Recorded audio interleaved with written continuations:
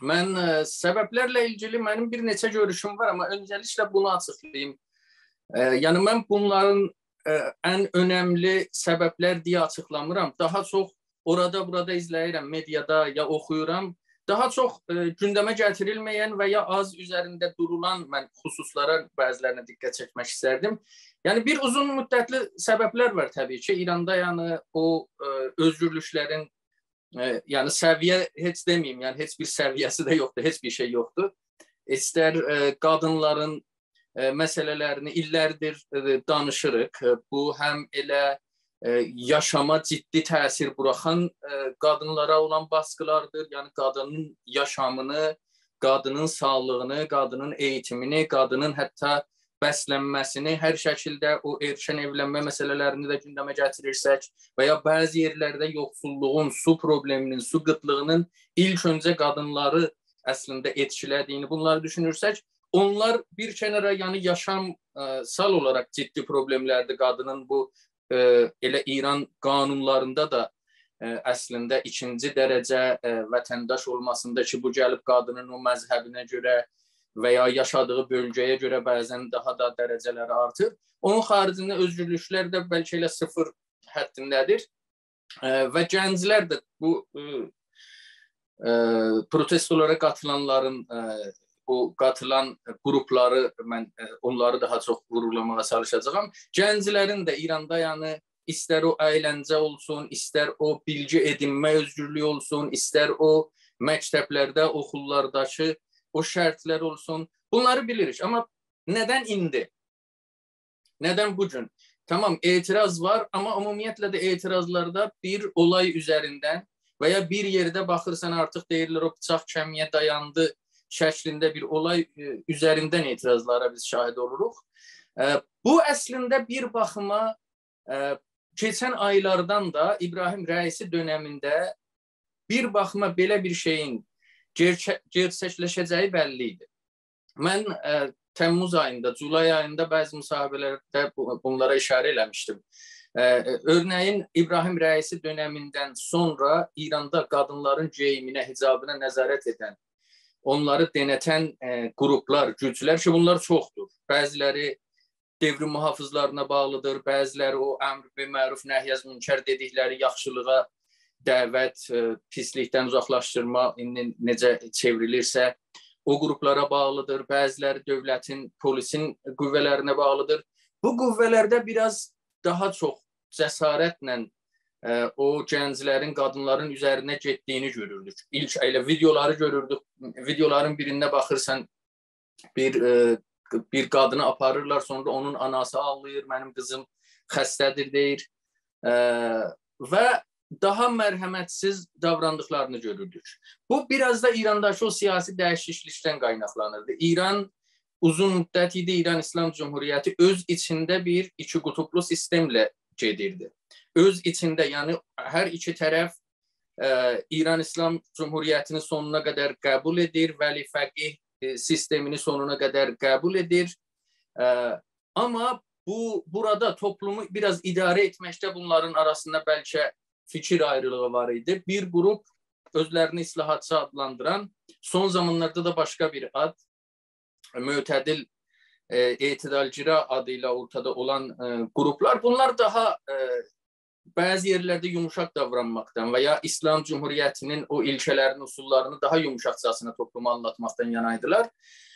Bu səbəb olurdu arada bu elə mənim o işarə elədiyim o güclərin o cəsarəti bu son dönəmlərdəki kimi deyildi.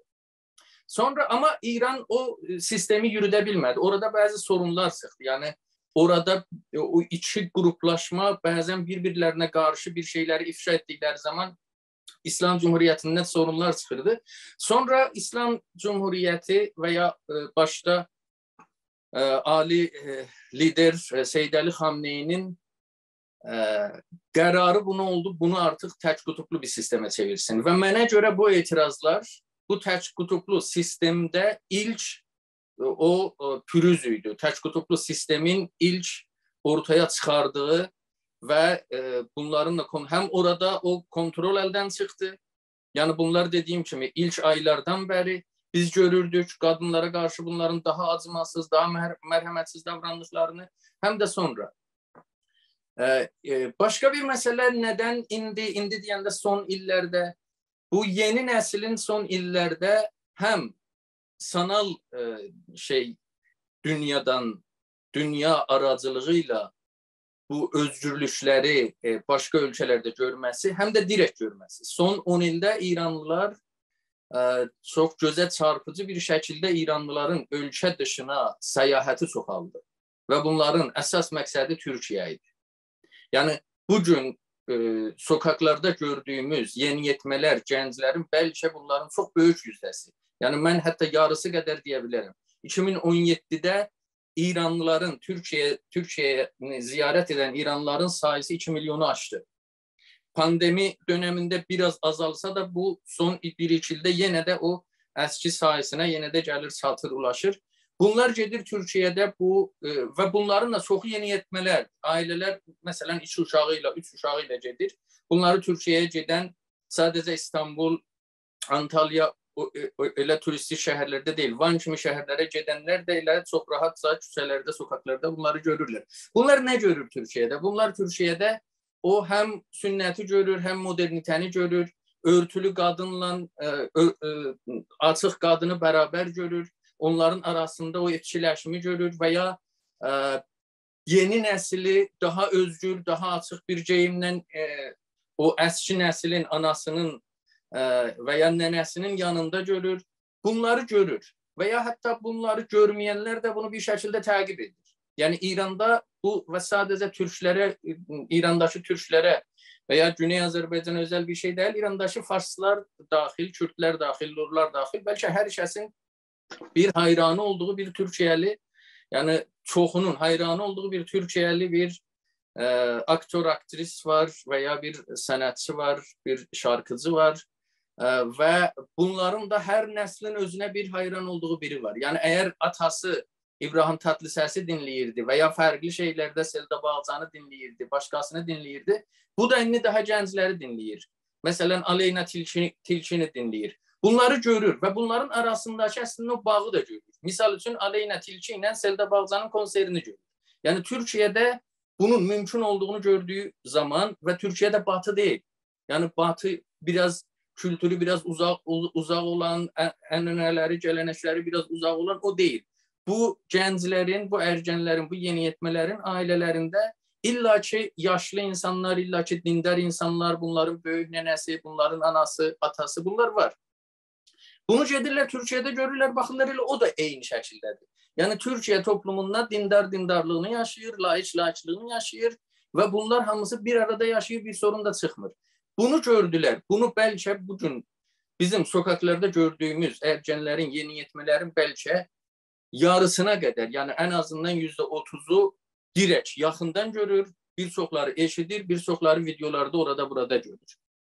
Bunun xaricində bir də bu dəfə İrandakı bu etirazlara İranın qeyri-fars etniklərin biri də qatıldı. Kürt etnik qrupu qatıldı. Keçən 20-30 ildə İranda türklər və ərəblərin tərsinə Kürdlərdə çox siyasi biz göstəri görməmişdik.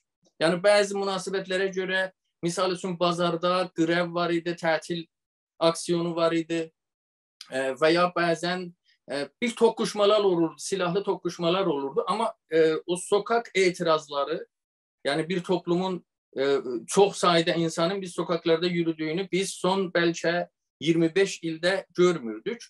Bir-iki istisna olay var. Misal üçün 2005'də Mahabatda Qadiri adında bir səyyar satıcının öldürülməsindən sonra bir ayaqlanmalar oldu. Sonra 10 il ondan sonra 2015'də yenə də bir Tara Hoteli adında bir oteldə bir qadının yuxarıdan atılmasıyla ki orada bir devrim muhafizləri, bir sipah üyəsinin adı keçdi. Orada da bir ayaqlanmalar oldu və nə təsadüf ki, bu üçüncü də ona bənzər bir olaydı. Yəni bir nəfərin öldürülməsi idi. Burada da yəni son 25 ildə heç bir siyasi göstəri görmədiyimiz bir bölgədə də o göstərilər patlaq verdi. Mən bu üç xüsusu daha çox da eşitmədiyim üçün, mediada çox üstünə durulmadığı üçün diqqət çəkmək istədim. Təbii ki, çox başqa və önəmli başqa səbəblər də var.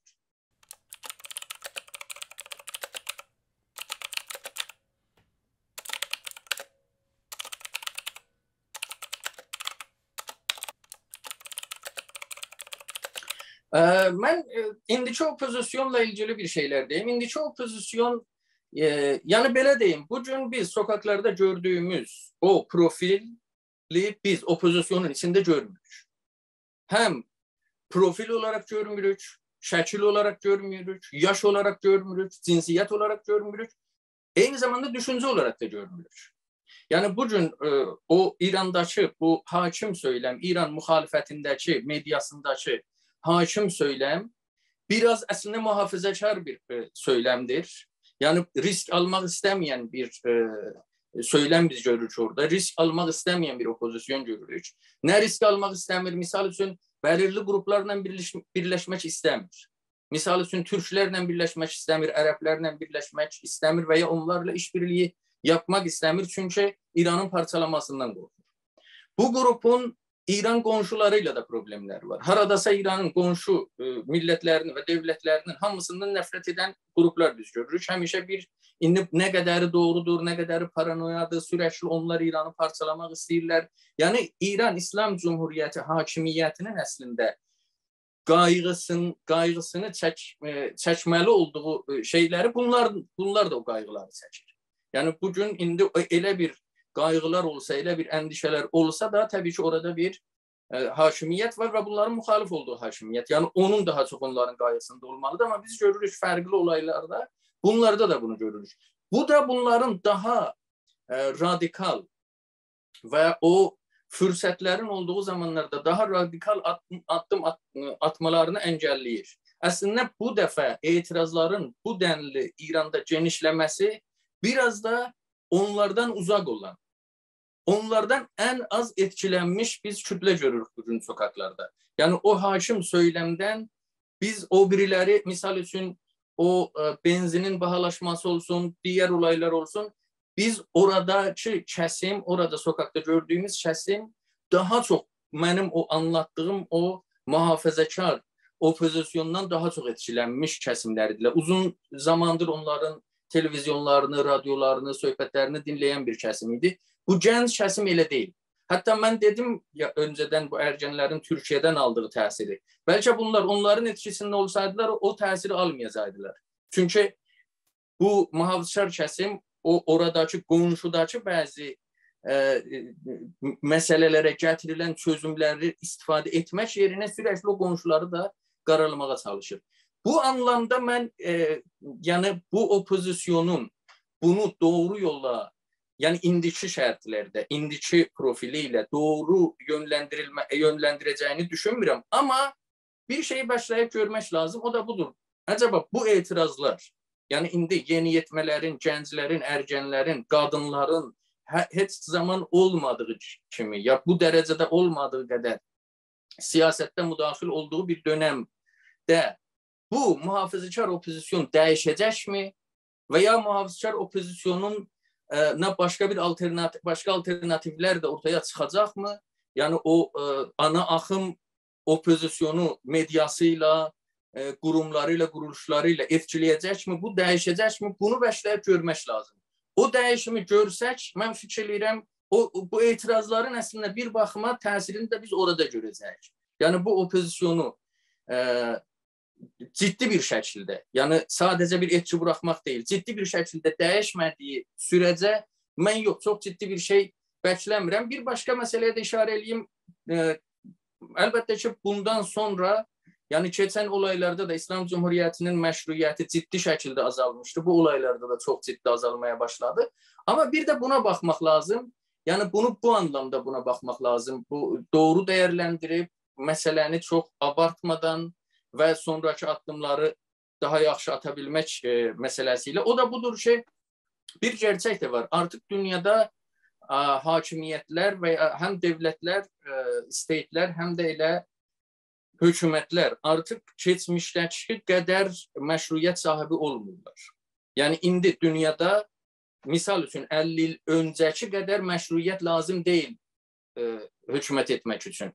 Bu elə seçimlə gəlmiş hökumətlərlə ilgili də keçərlidir, sistemlərlə ilgili də keçərlidir. Bunu da diqqətə almaq lazım.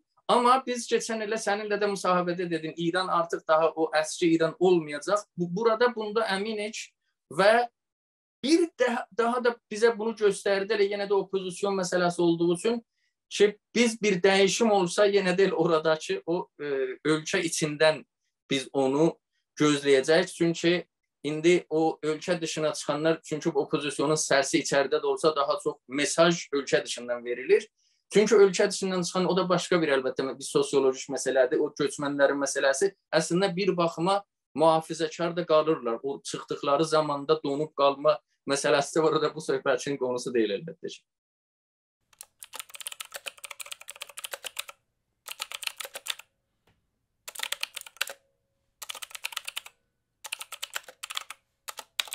Mən Azərbaycanlılar dediniz, elə yəni az öncə də işarə elədim. Kürd Azərbaycanlılar elə istər Mahabatda olsun, istər Sulduzda olsun, daha öncə işarə elədim. Onların məsələsini işarə elədim. Amma indi türklərə əgər danışsaq, yəni bu məsələ var. Mən öncəliklə son neçə həftədə olan bəzi tartışmaları, bəzi mübahisələri görürəm. Bir onlara diqqət çəkmək istəyirəm. Türk aktivistlər çox o yıpratıcı ya fərsayişi deyək, elə tartışmalar, mübahisələrə girməməlidirlər. Və ya başqalarının gündəmi ilə, başqalarının ortaya atdığı bir gündəmlə də çox, nə bilim, filan şəhər niyə qatılmadı, bu xalq niyə qatılmır, bu xalq qorxaqdır. Belə biraz da bəzən o xalqı suçlayan, xalqa yuxarıdan baxan, xalqı azarlayan bəzi mübahisələr mən görürəm. Belə mübahisələrə girilməməlidir. İndiki durumda təbii ki, qısa müddət bəzi mənim fikrimə gələn məsələlər var. Qısa müddətdə nə etmək olar? Qısa müddət məsələ budur. Hər hansı etirazlarda olduğu kimi, birincisi aktivistlər orada o şəhərlərə xalqın davranışına baxmalıdırlar, xalqın qərarlarına baxmalıdırlar və o qərarları dəstəkləməlidirlər. Etirazlarda bədəl ödəyənləri dəstəkləməlidirlər. Burada türk aktivistlərin ya Güney Azərbaycan Milli Hərəkətinin ciddi sorunları və ciddi çatışmazlıqları var. Yəni, bədəl ödəyən fərq etməz. Yəni, elə istər milli məsələlərlə əlaqəli olsun, istər misal üçün Təbrizdə keçən aylarda əməkçilərin biz çox böyük bir protestosunu gördük. Başqa protestolar olsun. Tutulanları dəstəkləməkdə biz bəzən yetərsiz qalırıq. Ona diqqət yetirmək lazım. Bu əslində bir baxma da elə o etirazların, sonraki etirazlara qatılımın nə dərəcədə olmasından da direkt etkili olacaq. Çünki orada çıxal deyəcək, tamam, bu gedir, bir bədəl ödəyir, tutulur. Ən azından bunun adı çəkiləcək. Çünki adı çəkildiyindən orada artıq daha kimsəsiz qalmır. Yəni birinin bir batum zərbəsi altında o ehtimal azalır. Burada biraz artıq çalışmaq lazımdır. Bir başqa məsələ də budur. Bu da uzun zaman tartışılır, amma tartışmalar bəzən qısır bir yerə, qısır döngü olur, təkrara gedir, çatır. O da budur, bu müxtəlif kəsimlərin, müxtəlif siniflərin tələbləri ilə o genel toplumun, türklərin tələblərini birləşdirmək. Misal üçün, son illərdə ən ciddi gündəmə gətirilən və bəzən də siyasətçiləri də onları gündəmə gətirməyə məcbur buraxdıqları iki tələb var türk aktivistlərin. Bir, türkcə üçün bir status istəyirlər və ya türk dilində eğitim istəyirlər və ya türkcənin rəsmi olmasını, bir də Urmiya gölü məsələsi idi. Bunları ciddi şəkildə gündəmə gətirdilər və aşağı yuxarı başarılı da oldular gündəmə gətirməkdə. Yəni o İrandakı şərtlər təbii ki, əl verincəyə qədər. Misal üçün biz 2010 ilində, ondan sonraki illərdə də Urmiyədə, Təbrizdə Urmiya gölü ilə əlaqəli etirazlar. Mən fikirəm, hətta bu etirazlardan sonra da o özəlliklərini, özlərinə görə özəl etirazlar, özlərinə görə toplumun, bəlkə bütün kəsimin dəstəklədiyi, bütün kəsimlərin qatıla bilmədiyi, yəni birinin ailəsindən qorxur, birinin bir yerdə bir işi var, şoğlu var, onu itirmək istəmir. ancaq toplumun dəstəklədiyi və bəzi insanların onların içindən təmsilçi olaraq bəzilərinin sokağa çıxdığı göstərilər var idi. Bunlarda başarılı oldu, amma digər kəsimlərin tələblərini gündəmə gətirməkdə başarılı olmadı. Məncə burada məsələnin o necə ortaya qoyulmasında da biz sorun yaşayırıq. Məsələn, mən baxıram mübahisələrdə, bəzən belə anlayıram, yəni sanki elə bir deyirlər, tamam, biz biraz o ana dili məsələsini, Urmiya gölü məsələsini azaldaq, biraz da orada bir yer açaq, biraz da məsələn başqa kəsimlərin, qadınların, gənclərin və ya əməkçilərin, yoxsulların, işçilərin məsələsini azaldaq. Bu çarə deyil.